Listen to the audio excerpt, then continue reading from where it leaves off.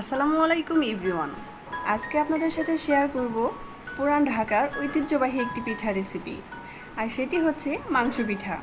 আবার অনেকে একে মাংসের সমোচা অথবা শমশেরপুলি নামেও চেনেন। চলুন শুরু করা যাক। 4 কাপ পানির সাথে দিয়ে দিচ্ছি লবণ, সামান্য একটু হলুদ। আমি খুব বেশি কালার করব না, চাইলে আপনারা কম বেশি দিতে পারেন, আবার নাও দিতে পারেন। পানিটা যখন এরকম হয়ে আসবে তখন আমি এখানে অ্যাড করে দেব 3 কাপ পরিমাণ চাউলের গুঁড়া। 4 কাপ পানির সাথে দিয়ে দিচ্ছি 3 কাপ পরিমাণ চালের গুঁড়া। এতে ডোটা খুব পারফেক্ট হবে।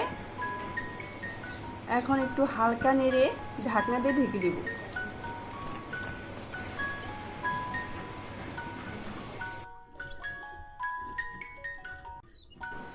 পাঁচ মিনিটের জন্য ভালোভাবে সিদ্ধ করে নেব। আটাটা যখন এরকম হয়ে আসবে তখন এটা রুটি বানানোর জন্য উপযুক্ত। চলুন রুটি বানানো যায়। তারপর একটা কাঁচির সাহায্যে আমি কয়েকটা পিস করে নেব। এটা আমি ঢেকে রাখবো যাতে ড্রাই না হয়ে যায়। তারপর একটা রুটি বানিয়ে নিচ্ছি।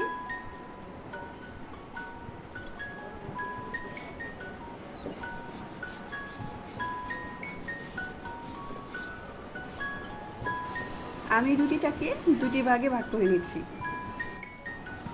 রুটির থিকনেসটা ঠিক এরকম হবে, বেশি মোটাও না পাতলাও না। এখন সমোচার আকৃতিতে শেপ দিয়ে দিচ্ছি। এই মাংসের ঝুরি ভাজিটা দিয়ে আমি পিঠা বানাবো। মাংসের ঝুরি ভাজির এই রেসিপিটা আগের ভিডিওতে দেওয়া আছে, চাইলে আপনারা দেখে আসতে পারেন। ভিডিও লিংক কমেন্ট বক্সে এবং ডিসক্রিপশনে দেওয়া আছে। এভাবে চেপে চেপে পিঠাটা দুই পাশ লাগিয়ে নিচ্ছি যাতে ফেটে না যায়। এরকমভাবে আমি সবগুলা পিঠা বানিয়ে নিব।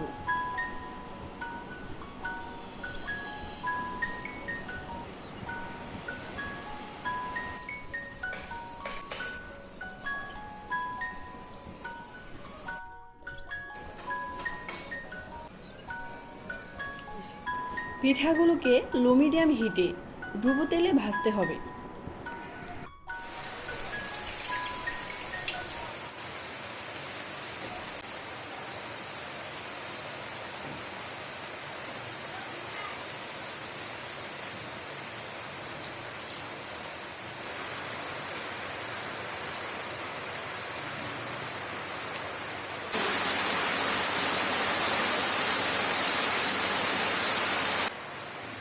পিঠাগুলোকে আমি 7 মিনিট উল্টে পাল্টে ভেজে নেব।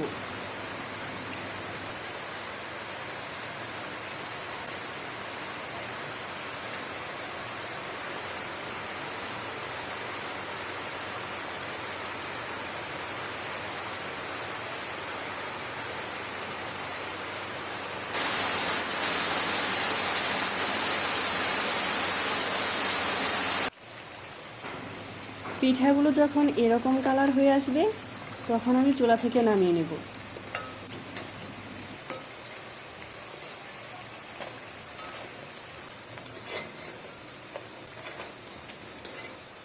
এভাবে করেই সবগুলা পিঠা আমি এক এক করে ভেজে নিচ্ছি।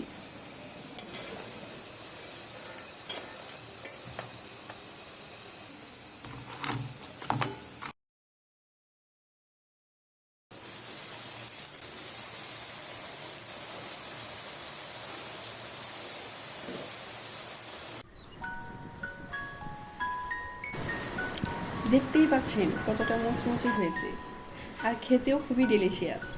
চাইলে আপনারা ট্রাই করে দেখতে পারেন এবং আপনাদের পিঠাটা কেমন হয়েছে আমাকে কমেন্ট করে জানাতে পারেন। পরবর্তী ভিডিওর জন্য আমন্ত্রণ রইল। ভালো থাকবেন, সুস্থ থাকবেন। আসসালামু আলাইকুম।